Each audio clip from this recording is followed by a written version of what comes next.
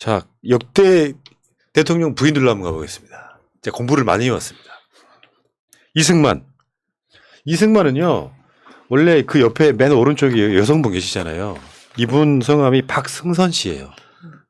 이제 가족들이 결혼을 시켜가지고 중매해서 결혼하게 된 케이스입니다. 첫 번째 부인이죠, 이분이. 박승선 여사. 근데 나중에 이분하고 이혼을 해요. 그래서 외국인인 프란체스카랑 결혼을 하게 됩니다. 그러니까 우리나라 초대 대통령 부인이 사실 여성이었던 거죠. 그때는 대통령 부인이 전이니까. 사실은 여성이었다고요? 깜짝 놀랐어요. 나도 지금 몰입해가지고 듣다가 사실은 여성이었구나. 잘못했습니다. 외국 여성이었던 거죠. 근데 그 부분은 좀 그렇지 않아요? 왜냐하면 이 상해 임시정부를 하다가 대통령직에 있던 이승만이 공금을 갖고 미국으로 가요. 나중에 상해 임시정부에서 이승만을 탄핵해버려요. 그 이승만이 프란체스카 여사를 만나가지고 좀 더 정확히 말하면 미국을 등에 업고 한국에 입국한 다음에 김구 선생 등을 제친 상태에서 비서 아니었어요? 대통령에 오르는 뭐 이런 거죠. 프란체스카. 네, 비서 아니었나? 아마도 대충 저도 지금 사실 정확하게는 모르겠는데, 사실 이제 이 프란체스카 여사에 대해서는 사실 잘 모르겠어요. 근데 얼핏 지금 드는 기억이 비서였던 것 같다는 기억이 하나가 있고, 두 번째로는 야, 어떻게 우리가 그 시절에 국민들이 그 외국인을 부인을 용인했지 하는 게 참 놀랍다 하는 것이 있고, 근데 그럼에도 불구하고 이렇게 쭉 이후의 기록을 보면 비교적 이분이 굉장히 이렇게 자기를 낮추고 드러내지 않고 지내려고 노력했었다 하는 그런 평은 있는 것 같더라고. 일종의 진짜 뭐 비서였거나 이랬다면 제가 볼 때 굉장히 정략적인 결혼이었네요. 미국의 힘이 필요했고 본인은 정치적인 입지에 있어서 그래서 했던 결혼 재혼일 수도 있겠다는 생각이 그러니까 얼핏 프란체스카 드는데요. 여사는 오스트리아 출신이에요. 네, 미국은 미국 아니에요. 출신은 아니고 이게 이제 자료를 보면은 어머니와 함께 유럽을 여행하던 중 이승만을 만났고 어머니를 비롯한 주변의 반대를 무릅쓰고 1934년 미국 뉴욕의 클레어몬트 호텔에서 윤병구 목사와 존스 헨스 목사의 공동 주례로 이승만과 결혼했다. 뭐 일단 이렇게 나옵니다. 자료는. 이승만의 비서실장과 같은 역할을 했다는 거예요. 그랬겠죠. 46년에. 자, 그러니까 프란체스카 같은 경우는 그러면서 중요한 건 48년 5월에 미군정에 의해서 한국 국적을 취득했다는 거예요. 그렇게 정확히 표현하면 한국인과 결혼했네요. 아니 태어난 곳은 네. 오스트리아 외국이지만은 결혼 시점 그러니까 1948년 5월 국적을 취득하고 이후에 결혼을 했기 때문에 그렇기 때문에 아무튼 한국인이다 이렇게 맞는데요. 근데 한국 국적을 취득했어요. 제가 봤을 때는 프란체스카 여사는 김건희보다도 훨씬 더 내조형이었던 것 같아요. 그러니까 이승만이 4.19로 하야하고 한국을 떠나지 않습니까? 그래서 1965년까지 65년에 이승만이 사망을 하는데 65년까지 이승만을 조용히 내조를 했다고 하고요. 헌신적으로 돌봤다. 그래서 그 주위에서 미국에서 베스트 와이프다 이런 얘기를 들었다고 합니다. 남편과 사별한 뒤에는 오스트리아의 고향 빈으로 돌아가서 1970년에 다시 한국에 들어와서 이화장 아시죠? 종로구에 있는 거기 이화장에서 가족과 함께 생활을 했다라고 하니까 그러니까 어떤 잡음은 거의 없는 그러니까 이승만의 진짜 내조자였던 것 같습니다. 근데 이때 보니까 재미난 에피소드가 몇 가지 있더라고. 하나는 그때는 청와대가 아니고 경무대였는데 예. 경무대 이제 뭐 안주인이었던 거 아니에요. 근데 손님들을 초청할 때 부부 동반으로 초청하는 관행을 세웠다는 거예요. 그때요. 그때만 해도 네. 그런 게 별로 우리의 문화나 관행이 아니었는데 그렇죠. 내지가 날 그것이 때인데. 하나가 있고 또 하나는 축첩 금지. 축첩 금지. 네. 그것을 첫 법에 반영하려 알겠습니다. 노력을 했었다. 뭐 이런 얘기가 있네요. 아까 말실수가 댓글창에 푸나님을 대통령 영부인으로 감사해요. 자 이승만 부인 프란체스카 여사였고요. 이제 윤보선 대통령은 좀 넘어가시고 박정희로 한번 가보겠습니다. 지금 화면에 보시는 분이 김호남 씨라고 하는 분인데 이분 역시 박정희의 중매로만 그러니까 그 어른들이 결혼한 아마 그런 경우 꽤 있었죠 옛날에는 아버지들이 결혼시킨 김호남 여사인데 이분 하고 박정희가 그렇게 안 맞았다며. 그래서 이혼하려고 엄청 노력했는데 안 해줬다고 해요. 그 사이에 그 이현란이라고 결혼하고 싶었던 여자가 있었는데 결국은 못했어요. 나중에 호적상으로 두 번째 부인이 유경수 여사가 되는 거예요. 축첩 금지는 어떻게 된 거예요? 다 이후에 그러니까요. 그다음 풀린 건가 보네요. 네, 그걸 이제 법에 반영하려고 노력했는데 그때 통과가 됐는지 아닌지는 제가 확인 그래서 못했습니다. 저런 경우가 생긴 것 근데 같은데. 사실은 이제 그 박정희 때 사실 유경수를 굉장히 그 약간 우상화하는 측면이 있었어요. 그러니까 박정희가 독재한다는 이미지 때문에 유경수 여사가 굉장히 현명한 내조를 하고 청와대 내에 야당 역할을 했다 같은 그런 이미지가 있다고 하는데 이제 다른 호사가들은 정반대로 표현한 사람도 있습니다. 그러니까 굉장히 바가지나 질투가 심했다. 그래서 뭐 실제로 맞기도 했다 같은 이야기가 나오기도 해요.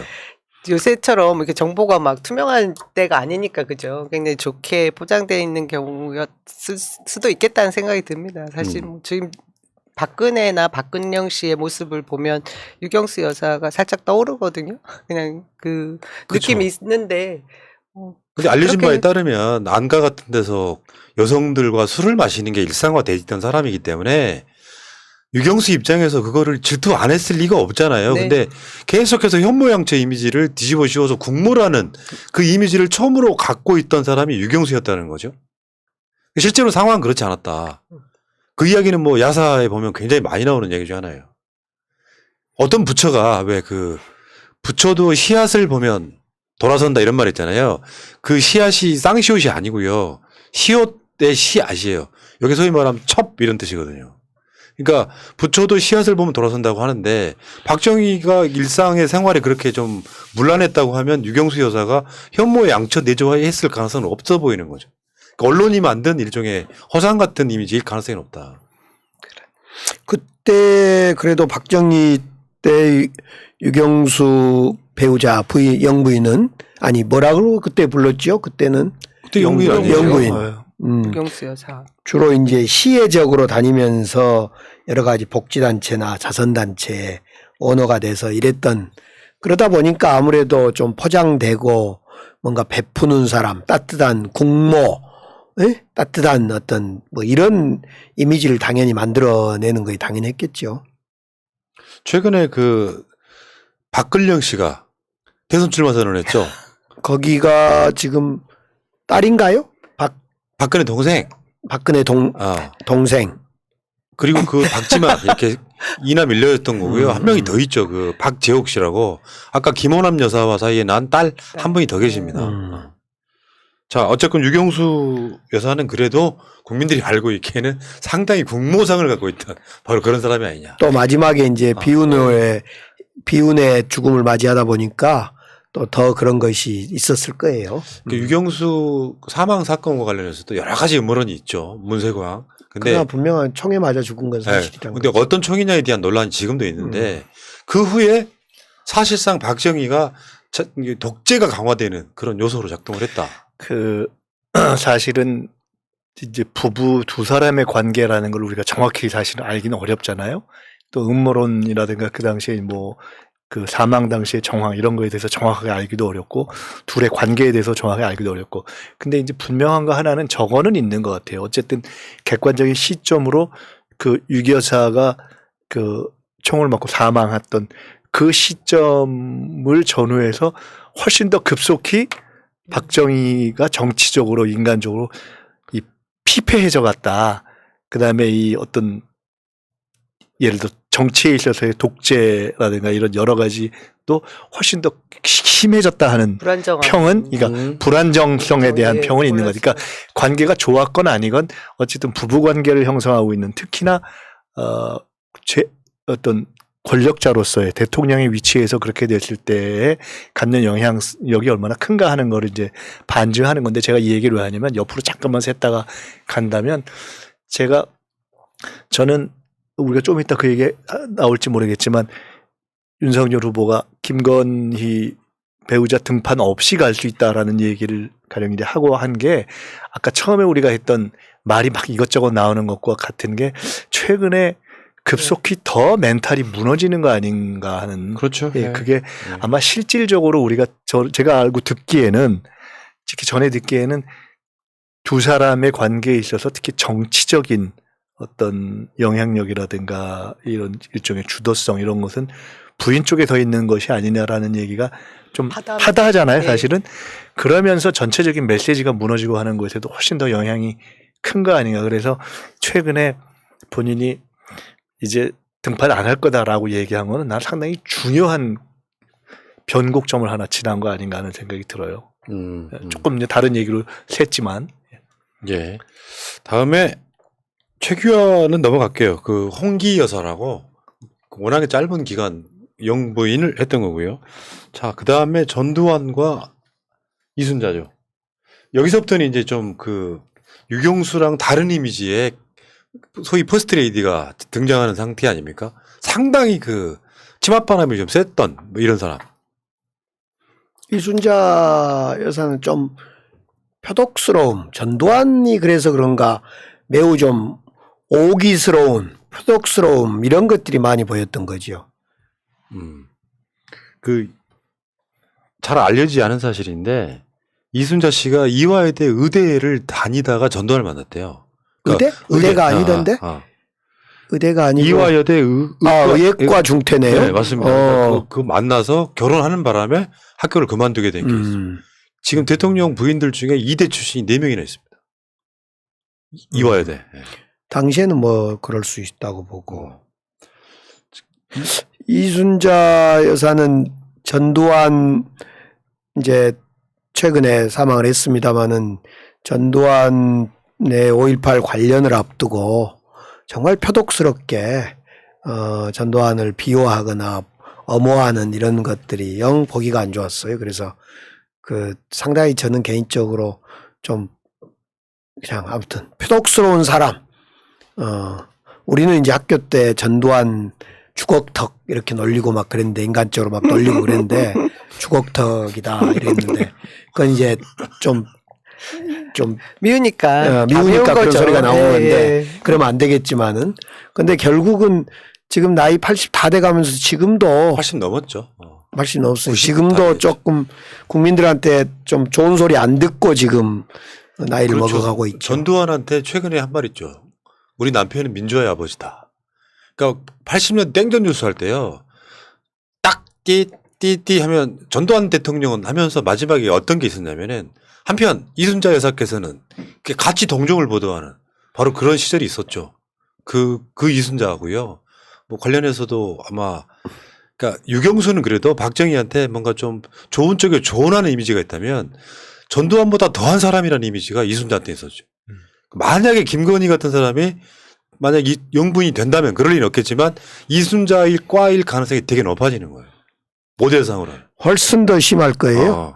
이순자 같은 경우는 그 경제력은 또 어땠는가 모르겠어요. 근데 지금 김건희 배우자는 돈까지 지고 있기 때문에 저 윤석열 만약 대통령 되면 이순자의 몇 배나 되는 어떤 그 권한을 휘두르겠지요. 네.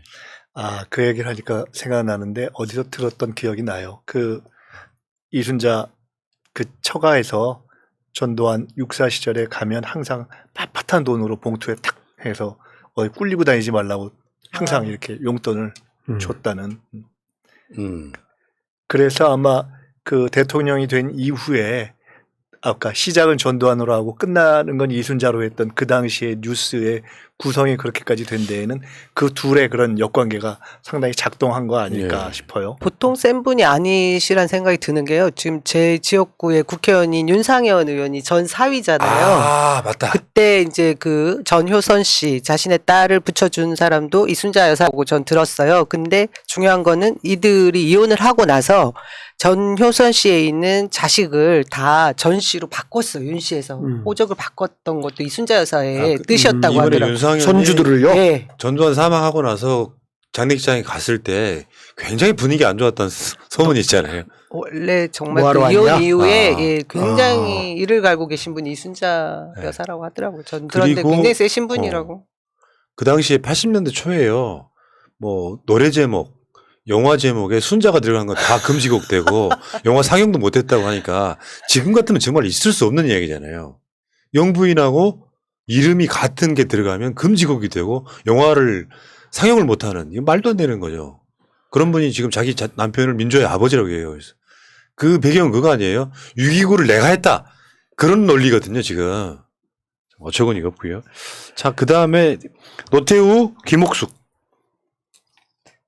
전 개인적으로 김옥숙 여사님은 굉장히 평이 좋았던 것 같거든요. 주변에서 내조 이순자 씨가 맞아요. 하도 욕을 네. 먹으니까 나서지 말라는 분위기 속에서 아마 상당히 안 나서는 상대적으로 기조를 지금 그렇게 했을 예, 거예요. 그래서 그- 조용하고 뭐 내조만 했다 뭐 그런 얘기들을 많이 전두환하고 노태우가 육상 11기 동기잖아요. 네. 근데 김옥숙 여사가 이순자보다 나이가 4살이 많답니다. 근데 전두환 리더다 보니까 이순자한테 김옥숙 여사가 언니 했다는 썰이 있어요.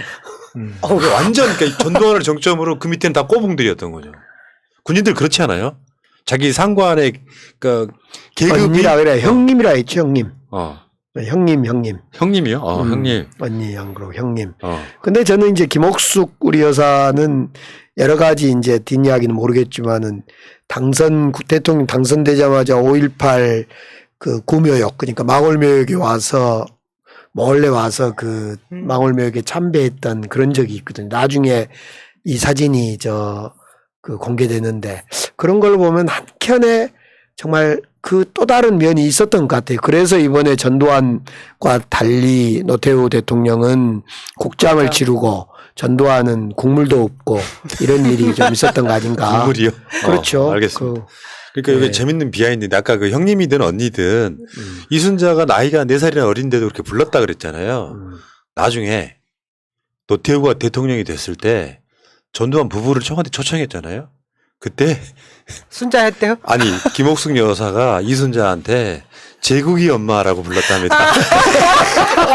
드디어 열심히 갚아줬구만요. 만져. 벼르고 그러니까요. 아, 근데 이제 워낙 이순자가 구설이 많았기 때문에 나중에 김옥숙 여사는 상대적으로 나서기 더 힘들었을 거예요. 논란이 계속 되는데 본인까지 나설 수가 없어서 소위 말하면 그림자 내조를 하게 되면서 아직까지 이미지가 그래도 이순자보다는 김옥숙이 낫지. 왜냐하면 구설이 거의 없었으니까. 그리고 넘어가겠습니다. 그 다음에 김영삼, 손명순. 이분도 이대 출신 아니에요? 네, 맞습니다. 이화여대 약학대를 나오신 분. 음. 이대 출신들 많죠. 그러니까 뭐. 그래서 여기 약사면을 갖고 계신 분이시고요. 근데 그 당시에 이화여대가요. 결혼을 학생 때 했는데 그때는 많이 그렇게 했잖아요. 대학교 때. 중매. 그러면 이화여대가 학교를 다니면서 결혼을 하면 학교를 나갔어야 된대요. 그런 상황이었다고 해요. 손명순 여사. 평이 비교적 좋죠. 네, 현모양처라고 뭐 조용한 내조. 그 YS 그러니까 김영삼 전 대통령도 하여간 구설이 많았던 분이잖아요. 제가 직접 아는 일화도 있는데요. 뭐 그거 얘기하긴 그렇고. 예, 예. 굉장히 뭐 네. 그냥 마초? 네네. 근데 하여간 그 과정에 대한 내조를 했을 뿐만 아니라 그 과정에서 일관되게 이렇게 두 분이 관계도 좋았고 그리고 대통령 당선 이후에 영부인으로서 움직이는 것도 꼭 필요한 일을 하면서도 그러나 그것이 그렇게 주변에 너무 나선다 이런 느낌을 안 주는 적정선에서의 행동을 하신 것으로 그 크게 뭐 네. 악평을 들어본 기억은 없는 것 손명순 같은데요. 여사가 네. 김영삼 총재 시절에는 총재님 이렇게 부르고 대통령 시절에는 대통령 가까이 이렇게 불렀다고요. 근데 손명순 여사가 좀 평이 좋았던 게 영부인으로 있지만 정치인들이나 정치인들 부인을 거의 안 만났답니다. 구설이 올까봐. 자기 관리를 굉장히 철저히 하신 분이거든요. 굉장히 했던 거죠. 그러니까 사실상 이따가 다음 이제 대통령 부인이 나오지만 어쨌든 간에 손명숙 여사까지는 이순자는 좀 나대는 분위기였다고 하면은 그 분위기, 그러니까 전두환의 부인에 상대적으로 뭐 김옥숙 여사나 손명주 여사는 그 그림자 내조에 좀 가까운 그런 걸 했던 것 같고 김영삼 대통령 자체가 이렇게 비리 쪽하고 좀 상당히 멀었던 분에 가까워서 아마 그게 남편 분위기가 그대로 연결된 게 아니냐. 본인이 안 만났다기보다는 절대 만나지 마라. 에? 뭐 이런 식의 그 계속 그 단디했던 뭐 이런 게 좀 느껴지지 않나 이런 생각이 듭니다. 자, 그 다음에 김대중 이희호입니다. 이희호 여사는 기본적으로 태생이 여성 운동을 할 수밖에 없는 태생이 있었잖아요. 그러니까 대통령의 부인이 아니라 정반대로 그 두 분이 만났을 때는 이희호가 더 김대중보다 유명했던 사람. 사회적으로 그렇게 보는 게 맞지 않아요? 그렇죠. 이희호의 남편 김대중으로 출발한 거 아니에요? 두 분이 그러니까 김대중 대통령 재혼에 사별을 하고 나서 결혼을 하신 케이스잖아요.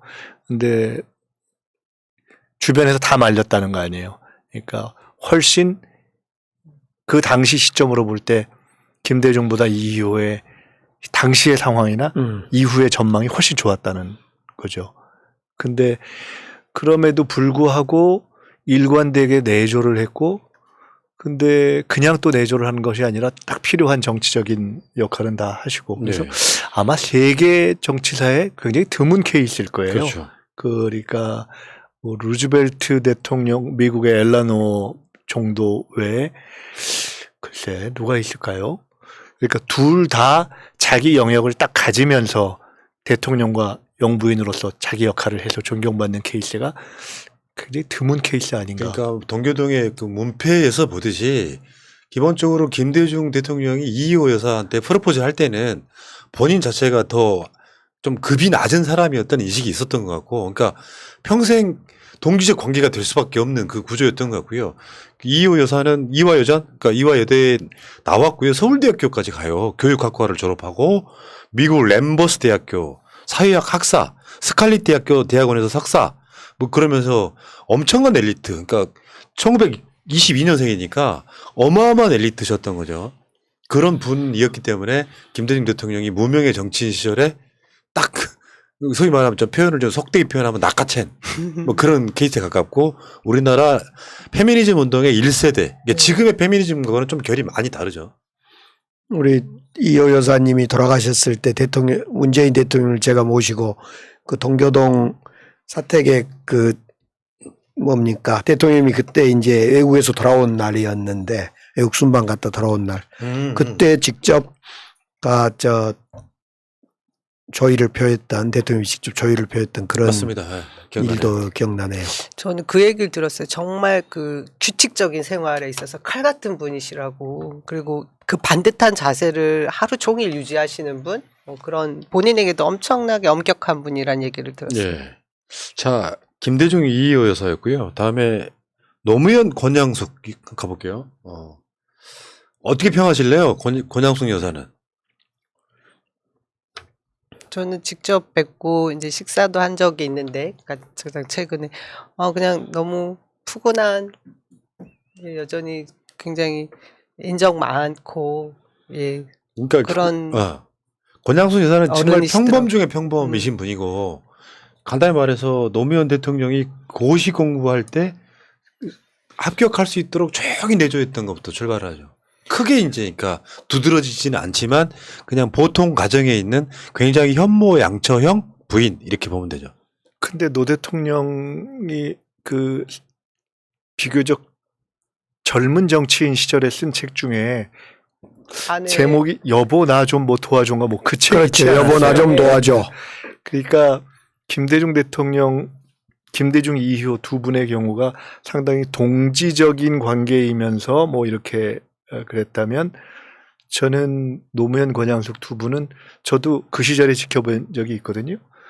근데 훨씬 더 교류는 깊은데 친구적인 어떤 느낌이, 그러니까 동지이면서도 완전히 어떤 뭐 좀 친구 같은 그런 느낌이 좀 더 저는 강했던 거 아닌가 이런 생각이 그러니까 드는데요. 김대중 이희호 여사는 이희호 여사가 사회적으로 더 유명했을 때 서로 결혼했다 그랬잖아요.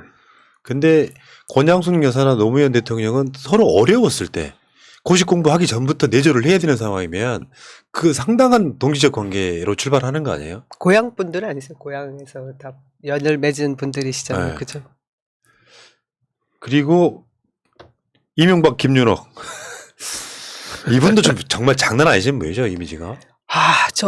저분도 이대 메이킨 출신이잖아요. 네, 대단한 맞습니다. 분인 거는 이대. 너무 네. 잘 알고 있습니다. 네. 제가 그 음식 요리 뭐 이런 데 되게 관심이 많고 본인이 직접 뭔가를 하시려고 했던 분으로 알고 있는데요. 야, 청와대에서 수석님 예. 엄청 직원들도 괴롭히고 했나 봐요. 제가 어. 듣기로는 이명박 대통령이 일을 정말 많이 하셨대요. 진짜 부지런하시고 그 청와대 내부의 행사도 많이 하고 초대도 많이 하고 그럴 때마다 저 김윤옥 여사 맞죠?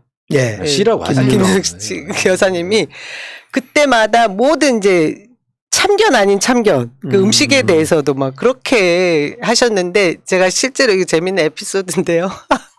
그 맛 없는 거 이명박 대통령께서 맛있다고 하셨대요. 그랬더니 당장에 그 사람들 앞에서 타박을 준대요. 이게 맛있냐고 그러면서 막 그 정도의 그 좀 뭐라 그럴까 뭐 주변 신경 안 쓰고 아나무인의 본인 그 목소리가 크고 센 분? 뭐 그렇게 들었습니다. 저는. 그러니까 그 제일 유명한 사건이 발꼬락 다이아 사건이에요. 외국에서 들어오다가 다이아를 이제 그 세금 관련해 갖고 이거 신고해야 되는데 일정 금액 이상은 발가락에다 그 다이아를 차고 오다가 걸렸다는 그 유명한 일화가 있어요. 어디 시장 시절에요? 그게 그렇죠. 그 발꼬락 다이아 사건 되게 유명한데 이명박과 서울시장 붙었던 분이 저분 계시네요. 근데 잘 그때 아시겠네요, 집에 기사를. 왔다 갔다 하거나 하여간 좀 가까이서 본 분들 얘기를 제가 들었던 기억이 얼핏 나는데 똑같다 그러던데 둘이. 딱 그렇게 얘기하면 그러니까 같다 그러고. 무슨? 김윤옥은 똑같다 내곡동 사저 부지 매입 관련하고 또 다음에 국정원 특수활동비 사적 이용 관련해서 수사받기도 했습니다. 그러니까 굉장히 욕심이 많은 그런 캐릭터가 아니었나 싶어요. 그 23살에 이제 대학교 졸업하자마자 이화여대 졸업하자마자 결혼을 했는데 어찌어찌 결혼하는데 그 처음에 결혼할 때 그 서로 중매할 때 있죠. 화를 냈다 그래요. 너무 못생겼다고 자기 남편이. 뭐 그런 일화가 있다고 합니다. 화를 자주 내시는군요. 자, 다음 대통령 후보로 대통령으로 가겠습니다. 문재인, 김정숙. 박근혜 대통령. 박근혜 넘어갈 뻔했네. 박근혜는 국가랑 결혼했습니다. 그런 이야기가 나왔었죠. 나는 국가랑 결혼했다. 근데 최근에 누굽니까? 김건희 윤석열 후보가 제2부속실을 없앤다 그랬잖아요. 근데 박근혜 대통령 때는 제2부속실이 있었다 그러대요? 그러면 왜 무슨 역할을 했죠, 그때? 제2부속실. 그러니까 생각해보니까 그 최민희 의원이 폭로한 거예요. 제2부속실 몰카 사건, 침대 이런 것들을 최민희 의원이 그 국회에서 폭로했던 사건이 박근혜 무너지는 제2부속실이 존재했다는 거예요. 근데 배우자가 없는데 제2부속실은 최순실이요. 최순실 등등을 그리고 거기가 문고리 3인방 중에 한 사람이 그 부속 네, 비서관이잖아요. 안봉근. 그래서 저렇게 배우자가 없이도 부속실이 운영되구나 이런 생각을 해봤는데. 알겠습니다. 어쨌건 박근혜 씨는 여성이기도 했고 미혼이었기 때문에 국가랑 결혼했다는 이야기를 본인이 여러 차례 했습니다. 나는 국가랑 결혼했다. 결혼 안 한다. 굉장히 독특한 사건이 하나 있습니다. 네. 그 본인의 그 이제 관저죠. 그러니까 그 안에 정말 3면이 다 거울로 된 방을 따로 만드셨고요. 퇴임하시고 나서 우리 문재인 대통령 들어가시기 전에 그거 치웠죠. 치우느라 굉장히 그 힘들었다는 요가방 거. 아니었어요, 요가방? 근데 그 창도 다 메꾸고 아. 거울로 다 채운 거는 참 독특한 일이죠. 알겠습니다. 자, 문재인, 김정숙 이 두 분으로 갈게요. 김정숙 여사는 어떻게 설명하시면 될 것 같으세요? 유쾌한 정숙 씨. 육회 정숙. 이 두 진짜 에너지가 넘치신잖아요. 이 두 분은 경희대 재학생 시절에 만나는 거죠. 김정숙 여사가 경희대 음대를 다녔었고요. 그래서 문 대통령이 사법고시를 합격한 뒤에 김정숙 여사한테 프로포즈를 해서 결혼하게 됩니다. 좀 활력맨이세요. 우리 어떤 그 자리 관저만찬을 할 때도 그렇고 또 우리 소위 수보회의라고 수석보좌관 회의 할 때도 그렇고 이제 과자 같은 거 이렇게 내놓고 만들어서 내놓고 그러신데 아무튼 아무튼 활기찬 정숙. 저는 이제 몇 번을 봬도 이렇게 문재인 대통령님을 그 사랑하고 존경하는 이게 바깥으로 이렇게 뿜뿜 에너지가 다 보이거든요. 근데 그게 그런 좋은 그 밝은 에너지가 국민들한테도 전달되는 거더라고요. 왜 본인을 사랑해야 또 주변도 사랑하게 되고 그런 힘인 것 같은데 그 점에 있어서 저는 사실 최근에 이제 김혜경 여사하고 이재명 후보하고 두 분 뵈면 김정숙 여사님하고 문재인 대통령 두 분에서 느껴지는 그런 사랑, 에너지 이런 게 보이거든요. 그래서 굉장히 비슷한 그걸 봤는데 제가 청와대에서 그 저희가 식목 행사였습니다. 그때 김정숙 여사님과 대통령께서 이제 오시는데 손을 꼭 잡고 오시는 거예요. 그래서 저희가 그거 부러운 눈초리를 막 이렇게 박수를 치고 했더니 여사님 오셔가지고 다들 결혼 안 해봤어요? 뭐 이러시는 거야. 저희는 부부끼리 손을 안 잡는 줄 알았는데 다르시더라고요. 우리 김정숙 여사님은 이제 선거 때 그 호남으로 혼자 뚜벅이로 혼자 이렇게 호남의 며느리를 자처하면서 뚜벅뚜벅 다녔던 것이 이제 선거 캠페인 때는 유명하고 뭐 여전히 그런 마음으로 그 대통령의 빈틈을 한 군데 한 군데 이렇게 막아주는 이런 역할을 잘 해내신 것 예. 같아요. 그 프로포즈를 김정숙 사 먼저 했다 그러죠. 제인아, 너 나랑 결혼 언제 할까 이렇게 해서 문재인 대통령이 알았어 이렇게 했다는 그 일화가 좀 되게 유명하고요. 문제는 문재인 대통령 가족, 친인척 이런 비리가 전혀 안 나오고 있지 않습니까? 최근 오늘 어떤 여론조사는 정권 교체하고 정권 재창출이 동률로 붙은 그런 사건도 일어났고요. 그러니까 문 대통령의 임기에 역대급 지지율 고공행진하고 있는 것 중에 하나가 이 친인척 비리 이런 게 없는 상태, 측근 비리도 없고, 그러니까 뭐 보통은 대부분의 그 정권 말에는 그런 사건들이 터지잖아요. 근데 거기에 가장 역할을 하고 있는 게 김정숙 여사가 아닌가 이런 생각을 해봤고요. 자, 현재 대통령 후보들 부인들 잠깐만 보겠습니다. 이재명 후보, 야 진짜 푸릇푸릇한 때 사진이에요.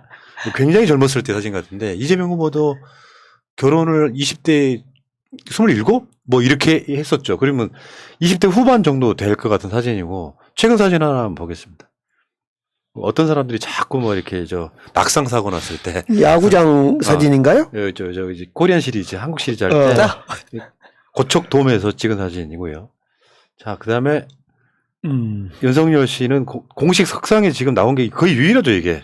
청와대에서 바로 그 옆자리에 강기정 수석이 있었다는 거죠. 바로 이쪽에 있었다는 거죠. 근데 제가 김건희 배우자는 두 번을 보죠. 저때 임명장 받으러 올 때 한번 옆에서 같이 있고 또 한 번 이제 그 연말에 김정숙 여사님께서 이제 국무위원들 배우자들을 초대해서 청와대에서 오찬을 했던 때 두 번을 보게 됐는데 그걸 출연해 보건대 윤석열 후보는 꼼짝을 못 할 것 같아요. 김건희. 진짜요? 실제로요. 그런 분위기였어요. 네, 실제로 그래요. 그래서 그걸 꼼짝을 못 하는 배후에 뭐가 있을까? 하나는 돈이 있을 것 같고, 뭐, 또는 뭐가 있을까? 뭐 이런 생각이 좀 들어요. 그래서 지금 뭐, 우리 송영길 대표가 반말했냐, 어쩌냐, 뭐 이런 것이 그냥 부부간에 애정이 있어 반말이 아니라 실제로 가불관계인 것 같아요. 부부간에서 가불관계.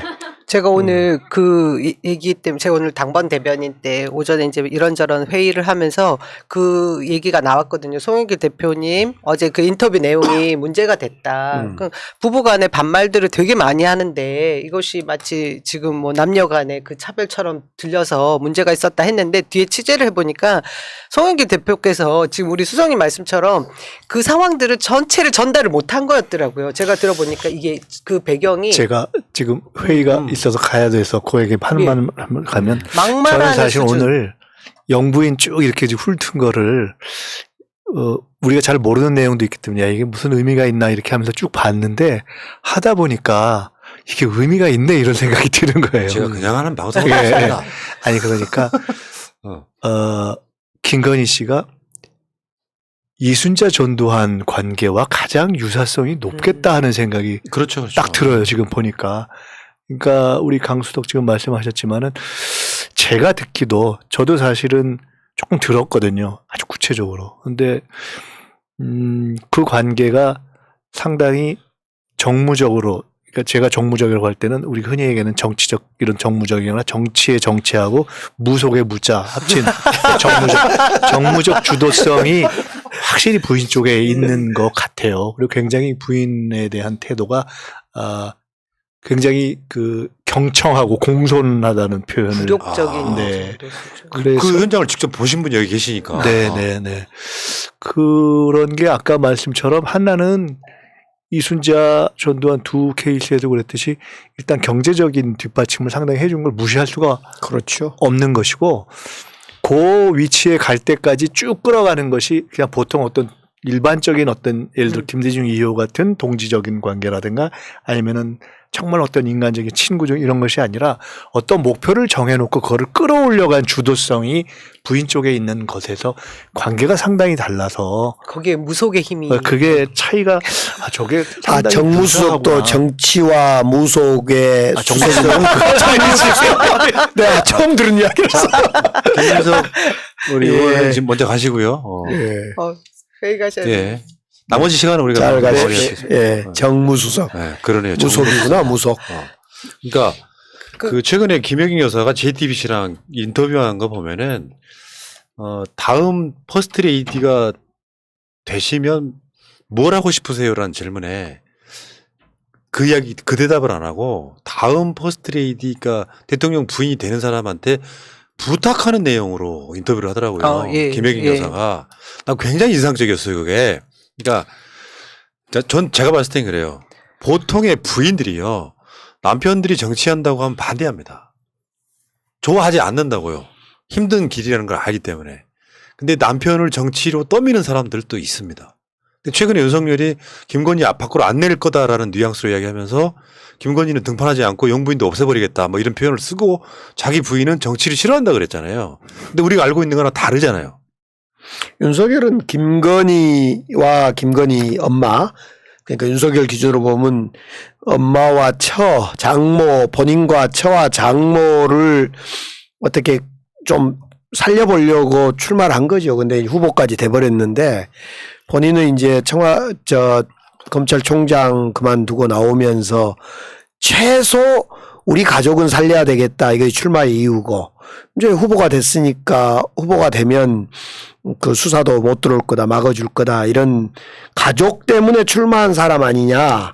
사실 그래서 가족 파리하고 문재인 파리해서 지금 후보까지 오고 대통령 나온 이유가 된 거죠 지금. 예. 예. 그런 점에서 김건희 배우자로부터 받은 어떤 은혜를 지금 갚아가는 과정이에요 지금. 그러니까 예. 아마도 거기에 더해서 그냥 이건 뭐 야사입니다. 야사. 근데 제가 그 윤석열 검찰총장 임명될 당시에 김건희 씨가 저희가 이렇게 화면으로 볼 수 있었잖아요. 뭐 예. 그 임명장 받고 하는 상황들을 볼 때 저렇게 이제 나이 차이도 있어 보이고 뭐 또 결혼도 50 이후에 늦게 했고 그 얘기하면서 주변에 다 파다하게 들렸던 얘기가 어떤 점쟁이 뭐 스님이 저 둘이 결혼하면 대통령 된다더라. 이 얘기가 그때도 있었거든요. 그걸 주도하는 아까 말씀하신 정무적 그 무가 거기에 포함되는데 이런 계획 속에 이게 쭉 이어져 온 부분이 있다라는 얘기들을 하는 게 있는 것 같아요. 알겠습니다. 정무수석의 무자는 무속입니다. 네. 아이고 이제 알았네. 교회 다니시지 않으세요? 아니 저는 카톨릭. 알겠습니다. 예. 자, 어쨌건 그 대통령 배우자, 뭐 김정숙 여사만 해도 영부인이라는 표현을 싫어했다고 하니까 김정숙 여사 정도만 부르면 되는 뭐 그런 상황이긴 하지만 어쨌건 대통령 부인은 굉장히 중요한 자리다. 근데 아무튼 이 지점에서 부속실, 제2부속실을 없앤다. 그 다음에 청와대 수석을 뭐 없애겠다 이런 이야기를 해요. 수석 중에 민정수석이라고 있잖아요. 네. 이 민정수석의 역할이 이제 공직기강도 하지만은 친인척 비리 수사 내지는 점검도 한단 말이에요. 예. 그러니까 민정수석을 없애겠다는 것은 김건희 씨가 어떤 일을 해도 관여를 않겠다. 그냥 날개 달고 어떤 일을 하도록 놔주겠다라는 이야기의 다름 아닌 거예요. 그다음에 이 부속실을 없앤다는 건데 지금 국제적으로 퍼스트 레이디라는 어떤 영부인이라고 우리가 부르는 국제 용어가 퍼스트 레이디인데 이런 것을 지금 국제사회에 용인된 것을 다 없애버리겠다는 거거든요. 그래서 그 영부인을 부르지 않든 부르든 또 수석을 없애든 말든 중요한 것은 지금 김건희 씨가 갖고 있는 학력, 경력, 수상 이 3역의 그 이상한 허위 사실을 뭐가 허위고 뭐가 좀 과장된 거고 뭐가 가짜인지를 밝혀야 돼요. 근데 그냥 아무것도 안 하고 막 잘못했다고 하는데 뭘 잘못했냐고 하면 잘 모르는데 잘못했대요. 이건 좀 고쳐져야 될 것 같아요. 그러니까 뭐 잘못한 거 같지 않은데 잘 네. 사과하라고 하니까 그런 캐릭터는요 세상살이 진짜 잘못 산 거예요. 치열하게 산 적이 없어서 그런 거야. 그러니까. 대학 때까지 맞은 이유가 있는 거죠. 그리고 이 모면하려고 그러는 거지. 이 당장의 이 사건을 김건희 리스크를 모면하기 위한 그냥 네. 제가 볼 때 완전히 변명 뭐 이렇게 또 네. 숨기 뭐 이런 거밖에 안 되는 거죠. 알겠습니다. 자 오늘 두 번째 주제를 하려고 그랬는데 시간이 너무 많이 가버렸네. 오늘은 영부인 이야기까지만 하는 걸로 네. 마무리를 하시는데 어쨌건 그 대통령 배우자라는 표현이 정확히 맞을 것 같고 우리가 이렇게 부침이 있고 분명히 반면 교사라는 게 있어요. 이순자나 김옥숙 같은 그런 부인들이 있고 적극적 내조를 하지만 구설이 없었던 사람이 있고 그 과정들이 있는데 실제로 영부인을 뽑는 건 아니지만 분명히 대통령을 뽑으면 영부인이 따라온다는 면에서는 대통령 검증의 아주 중요한 요소가 대통령의 배우자다 이렇게 봤을 때 사실상 지금 윤석열 쪽에서는 포기한 거 아니에요? 근데 아무튼 김건희 배우자에 대해서는 그 오마이뉴스하고 YTN, 오마이뉴스인가요, YTN인가요? 두 군데 다 인터뷰했습니다. 기자하고 통화하면서 오빠라고 부르겠다. 오마이뉴스. 오마이뉴스인가요? 부영식 기자하고 그런가요? 네. 오빠라고 부르겠다. 앞으로 그렇게 부르겠다라든가 또 뭐 대통령 청와대에 들어가면 가장 먼저 불러서 밥을 주겠다, 뭐 내놓겠다 이런 이야기들을 보면 도대체 언론인을 그냥 뭐 사적인 그냥 밥 먹으면서 오빠 동생 하는 느낌 그런 쪽으로 이 공적 영역을 사적 영역으로 치환시켜서 이렇게 사물을 대하고 사람 관계를 대하는 이런 뛰어난 능력을 갖고 있어요. 아무튼 이 김건희 씨는. 그래 저는 뭐 부속실을 없애냐 마냐 청와대 수석을 없애냐 마냐 이거 다 다음 이야기고 당선돼서 할 이야기고 우선은 김건희 씨가 무엇을 학력과 수상 경력에 무엇을 그 가짜로 속였고 허위로 만들었고 무엇은 민주당이 좀 과하게 또 국민들이 좀 오해를 삼고 있는지를 조목조목 좀 밝히고 그것에 대해 사과할 건 하고 또 이해를 구할 건 구해라라는 주문을 윤석열 후보에게 하고 싶어요. 그걸 안 하고 지금 뭐 김건희 씨 물으면 아이고 그건 뭐 내가 할 이야기 아니다 넘어갑시다 계속 이러고 있어요. 그 점만큼은 우리가 반드시 해내야만 이 지금까지 그 대통령의 배우자들 쭉 이야기를 했지만은 그 점을 분명히 하지 않고선 역대 배우자 중에 김건희 씨와 같은 배우자가 없었다는 거 아닙니까? 근데 지금 가장 실세로 봐지는 분이 김건희 씨라는 게 문제점인 것 같은데요. 선대위 차원에서 보면 이수정 공동선대위원장이나 김종인 위원장까지도 사실 김건희 씨가 직접 나와서 본인 이력이니 뭐 사과도 하고 해명을 해야 되는 거라고 말을 하거든요. 근데 정작 남편인 윤석열도 없던 일로 하고 싶다. 뭐 애초에 뭐 득판하지 않으려 했다. 이런 걸로 모면하려고 하고 그러면 그것은 결국은 김건희 씨의 자세고 태도잖아요. 그걸 또 누군가는 뒤집을 수 없는 영역이라는 게 지금 가장 심각한 네. 겁니다. 그러니까 이런 측면이 있죠. 그 노무현 대통령이 권양숙 여사의 아버지가 이제 뭐 그 빨치산 뭐 이런 이력이 거론되니까 그러면 부인을 버리란 말입니까? 이 말은 국민한테 울림을 줬잖아요. 근데 윤석열은 그 경우가 아니죠. 그러니까 부인을 버리란 말입니까가 아니라 부인이 직접 저지른 부도덕한 거, 범죄 이런 것들이 다 포함되어 있는데 실제로 그 스탠스가 그럴 수밖에 없는 게 김건희 아버지가 어떤 상황이었다면 그러니까 엄마도 마찬가지일 수 있어요.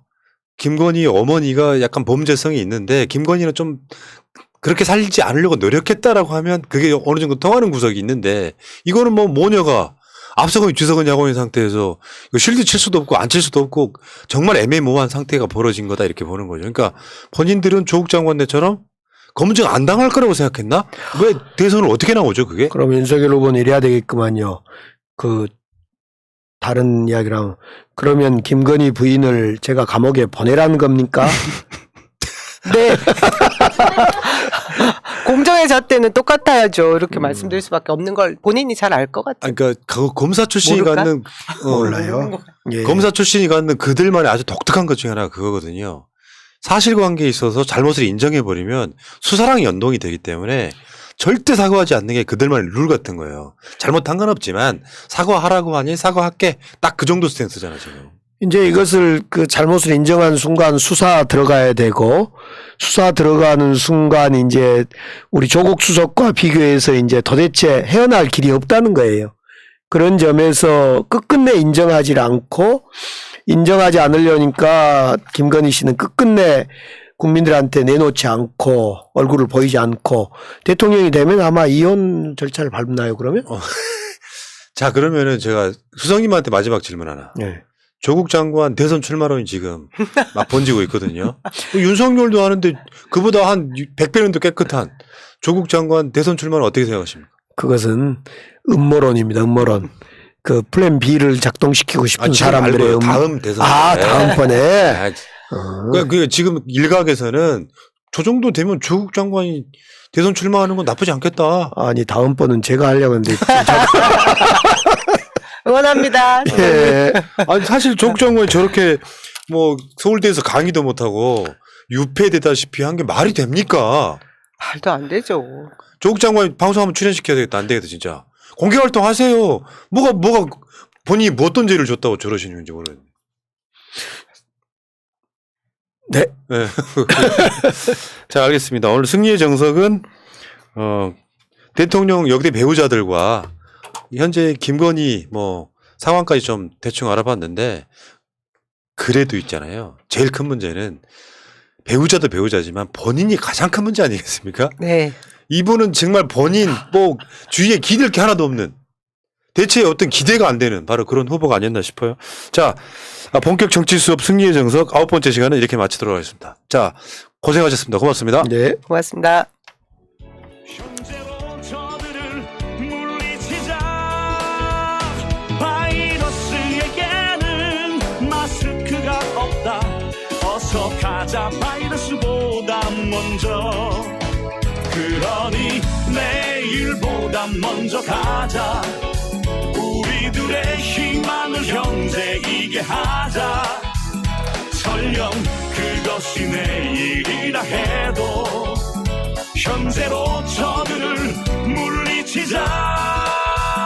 바이러스에게는 마스크가 없다. 어서 가자 바이러스보다 먼저.